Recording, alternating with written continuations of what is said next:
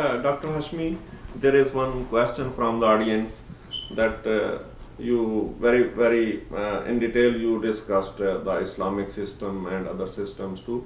The question is that there is not a big number of Islamic scholars who have expertise to explain the Islamic banking system, which is very human in your terminology.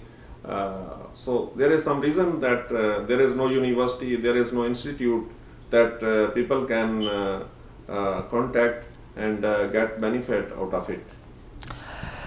You are absolutely right, brother. This is something lacking, and I'm hoping through such programs we will spread the words, address the issues, encourage the people who would like to work on their master's and PhD thesis to work more and more on these, because there is a space between theory and practice. Always the theories are easy to deal with and as you said, make a list of references about how good the Islamic system is and all those things. But to put these theories into practice, that is the big challenge.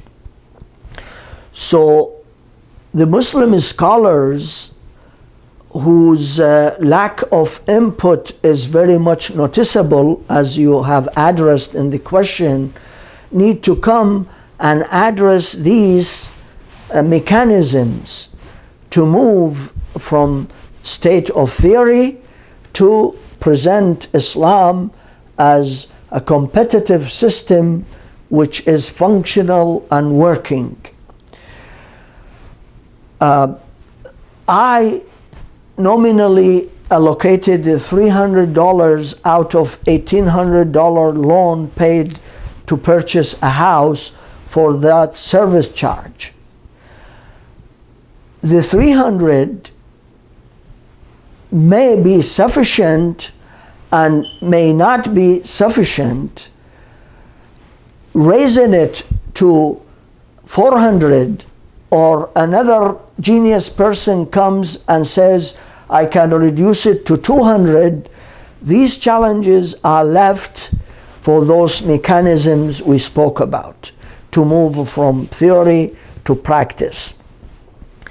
So the room is very wide, very vast in thinking about various ways.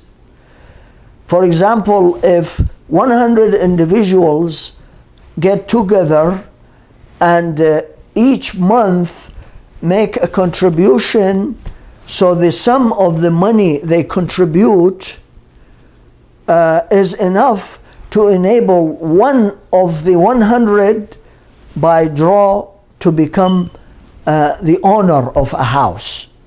So that way, what are we doing? We are shifting the loan from the bank to a private company because this is a shared company. Whatever you put, you might be the owner of the house in the first month. Just imagine in 12 months of the year, you are enabling more than 10% of the members of this company to become homeowners.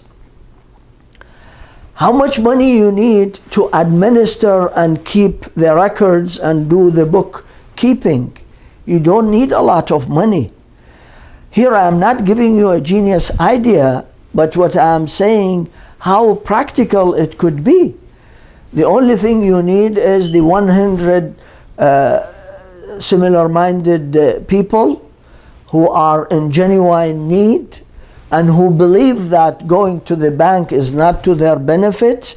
They come, they register a company, they make the monthly contribution, because the same way you became owner in the example in the first month, you have to think about who will become owner second month, and so on and so forth. In 1 year, 12 owners, 12 participants will become owner. Just do the multiplication, 100 divided by 12, you have in 8 years, okay, all become owners of a house. Again, I'm not sharing a magic. This 8 is very close to the 7 years, which is noticeable in the economic cycles. If you go back to the records, we had a meltdown in 2008. There are some economists say that in 2015 we have already experienced another economic crisis, but we are not sensing it because we are in the midst, busy lives we have developed for ourselves. But the alternative I'm mentioning, namely a company, 100 participants, the aim is home ownership in the specified period, and the 100 people get their role one after the other, but these have to make the contribution on a monthly basis to enable the owner who is coming next month. This way, it is a safe process. The service charges is low. There is no high interest. There is no middleman. All of them, they are managing their affair. This is one of the methods.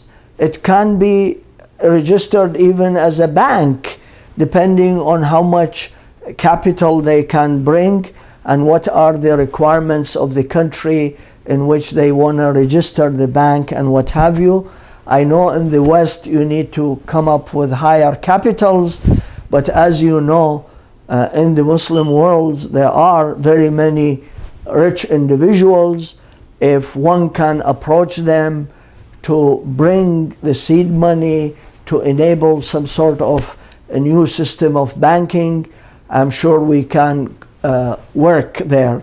And at the beginning, we are not a threat to anybody, as you know, so those contributors shouldn't worry about the fact that the big banks will smash them, because the big banks think about their bottom line, that is the usury, and we are trying to reverse the issue and make that portion goes against the principle and doesn't go to make their pocket deeper and deeper. We are trying to come up with an alternative which is practical, which is sensible, which can be understood by ordinary individuals in the audience. I hope the message is clear, and I hope from the audience to take this message to their family members, to their friends, talk about it, that always there are alternatives, but there is a gap between the theory and practice. We cannot spend years and years in deliberating on what Martyr Sadr wrote to the Kuwaiti investors in 1960s when he wrote his treatise, Interest-Free Banking in Islam. We have to break the barriers and reach ordinary individuals. This is the shortest answer I come up with to the question you had with regard to the gap between the needs of ordinary individuals and the people who are in a sort of ivory tower, isolated, and the reason is not because they would like to be isolated, but because of the people who are managing their affairs. Everybody would address his need and the Maulana will understand it as it is, and the material is provided and materialism is not prevailing. Thank you very much, Dr. Hashmi, for your time. And ladies and gentlemen, thank you very much for your time. Please keep on giving us feedback and questions so that we can keep on talking about the important issues which we are facing. Thank you very much for all of you. Pleasure. Thank you very much.